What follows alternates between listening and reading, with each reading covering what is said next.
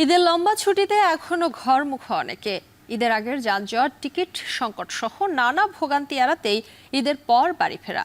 আবার কেউ কেউ রাজধানীতেও ফিরছেন। এ বিষয়ে বিস্তারিত জানাতে নারায়ণগঞ্জের খানপুর মেট্রো হল এলাকা থেকে যুক্ত হচ্ছেন সহকর্মী ইমরান আলী সজীব। সজীব, টিকিট নিয়ে কোনো ধরনের সংকট আছে কিনা এবং ফেরার বিস্তারিত জানাবেন।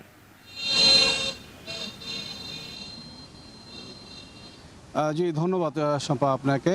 আমি এখন রয়েছি নারায়ণগঞ্জ জেলার খানপুরের যে এলাকাটি মেট্রো হল সংলগ্ন। এখানে কিন্তু এখান থেকে নারায়ণগঞ্জ থেকে উত্তরবঙ্গের অনেক এলাকায় কিন্তু বিভিন্ন পরিবহন ছেড়ে যায় এবং এই জায়গাটিতে আমি এসে আজকে সকালে যেটি দেখতে পেয়েছি যে ঈদকে কেন্দ্র করে অনেকেই বাড়িতে ফিরেছে এবং অনেকেই আবার ফিরে আসছে। তবে একটা বড় অংশ কিন্তু এখনও বাড়িতে যাচ্ছে, কারণ ঈদের আগে উত্তরবঙ্গের সড়কগুলোতে যেভাবে যানজট ছিল সেই যানজটের তীব্রতা থেকে রক্ষা পেতে এবং টিকিট যে সংকট ছিল সেই টিকিট সংকটের কারণে কিন্তু অনেকে বাড়ি ফিরতে পারেনি, যার কারণে এখন অনেকেই বাড়ি ফিরছে। তো আমি এখন এসেছি এখানে এসে দেখতে পাচ্ছি যে উত্তরবঙ্গের পাবনা, ঈশ্বরদী, তারপরে আপনার বগুড়া সহ নাটোর সহ বিভিন্ন জেলায় কিন্তু মানুষ এখনও ঘরমুখো হচ্ছেন এবং সেই সাথে কিন্তু আপনার তারা এই যে সেই ভোগান্তি এড়াতেই কিন্তু এই মুহূর্তে তারা বাড়ি ফিরছেন। আবার পাশাপাশি আমরা এই পরিবহন ব্যবসায়ী যারা আছেন, এখানে কাউন্টারগুলো আছেন,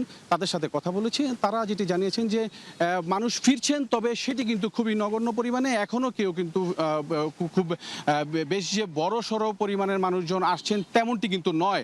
কারণ হচ্ছে ঈদ উপলক্ষে 10 দিনের লম্বা একটি ছুটি কিন্তু পেয়েছে মানুষ। সেই ছুটিটি কাজে লাগাতে এবং পরিবারের সাথে সময় কাটাতে তারা এই এখনো পর্যন্ত বাড়িতেই অবস্থান করছে বলে আমাদেরকে পরিবহন ব্যবসায়ীরা জানাচ্ছেন। এবং আমরা এসে কিন্তু ঠিক সেই চিত্রটি দেখতে পাচ্ছি যে মানুষ আসার যেই চাপটা, সেই চাপটি নেই, তবে মানুষ এখনও কিন্তু ঘরমুখো হচ্ছেন পরিবার পরিজনদের নিয়ে।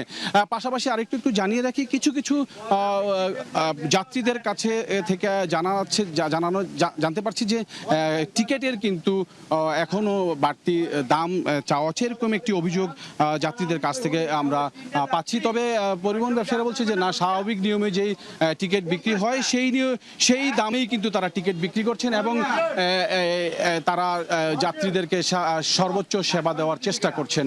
নারায়ণগঞ্জের এই জায়গা থেকে আপনার প্রতিদিনই গিয়ে স্বাভাবিক সময়েও কিন্তু বিভিন্ন জেলাগুলোতে মানুষজন যায়, গ্রামের বাড়িতে যায়। এইখান থেকেই কিন্তু মানুষজন তাদের যেই নারীর টানে যে বাড়ি ফেরা যে স্থান, সেটি কিন্তু এই মেট্রো হলের এই কাউন্টারগুলো থেকে এবং এই স্ট্যান্ড থেকেই কিন্তু সবাই যাচ্ছেন।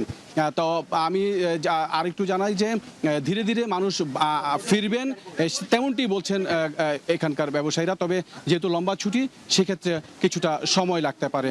তো এই ছিল নারায়ণগঞ্জের ঘরে ফেরা মানুষের এবং আবার পুনরায় যাতায়াত করা মানুষের সর্বশেষ পরিস্থিতি।